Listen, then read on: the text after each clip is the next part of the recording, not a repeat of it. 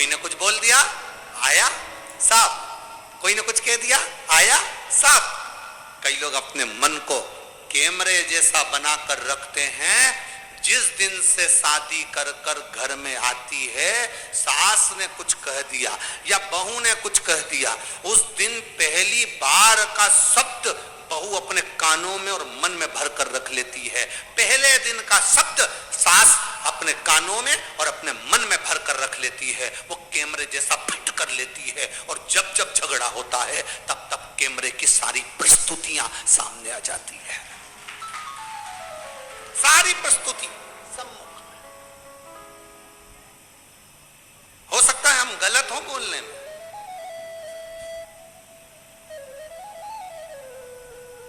तुम्हारे पिताजी ने तो ऐसा कहा था, सास पिटारी में केवल एक साड़ी भेजी,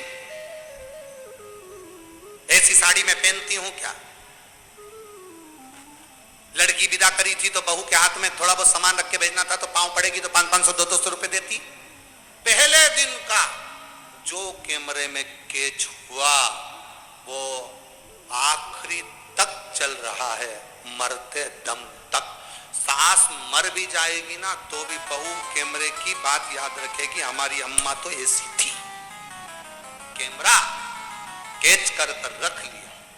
दर्पण को, अपने मन को दर्पण जैसा बनाओ, सामने कुछ भी आए थोड़ी देर रहेगा, चले जाएगा। अपने मन को दर्पण बनाओ, कोई ने कुछ बोला साफ, कोई कुछ बोला साफ, कोई कुछ कह गया साफ। आग लगे बस्ती में अपन रहो। कितना बोलते हैं लोग, कितना कितना आड़ा टेढ़ा बोलते हैं, कितना कितना शब्द कह देते हैं, कितनी कितनी बातें कह देते हैं, पर अपने हृदय में मत।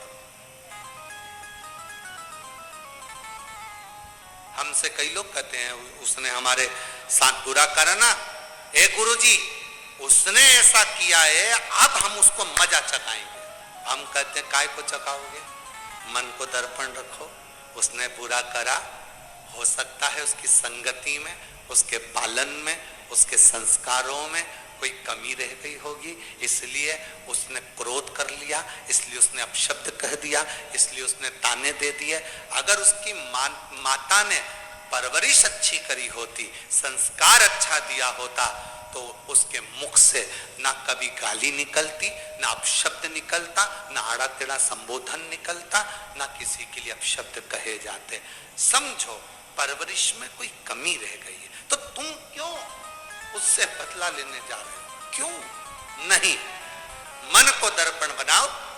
थोड़ी देर के लिए दर्पण के सामने आया था, समाप्त हो, समाप्त।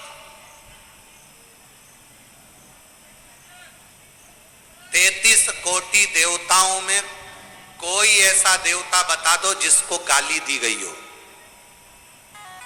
जम के बोलो कोई ऐसा देवता जिसको गालियां दी गई हो, अपशब्द कहा गया हो, भरी सभा में अपमान किया गया हो, कक्ष में से बाहर निकाल दिया गया हो, आड़ा टेढ़ा बोला गया हो, यहां तक बाहर तक निकाल दिया गया हो, जिसको सभा में ना बुलाया गया हो, जिसको रिश्तेदार गाली बक रहे हो, जिसको अपशब्द कह रहे हो।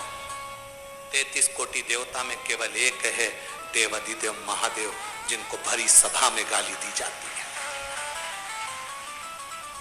और कौन दे रहा है? खुद का सगा रिश्तेदार ससुर गाली दे रहा है।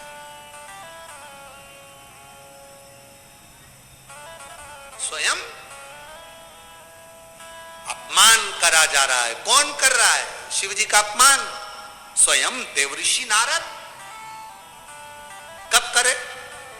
जिस समय पर देवऋषि नारद ने कामदेव पर विजय प्राप्त कर ली, भगवान विष्णु के यहां गए, भगवान नारायण के पास जाने से पहले शंकर जी के पास गए, शंकर जी से जाकर कहा तुमने काम को नहीं जीता, मैंने काम को जीता है। अपमान कर रहे हैं, मैंने करा।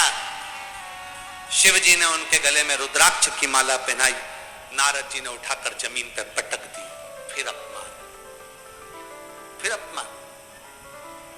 कोई ने अगर आपको साड़ी दी है, ओ मेरी जीजियों, आस्था चैनल पर जितनी सुन रही हैं, फेसबुक यूट्यूब पर सुन रही हैं, जितनी कथा के पंडाल में बैठी हैं, किसी ने तुमको साड़ी दी, माना कि ये साड़ी 200 रुपए की है, तो क्या तुम उसके मुंह पर फेंक कर जाओगे क्या?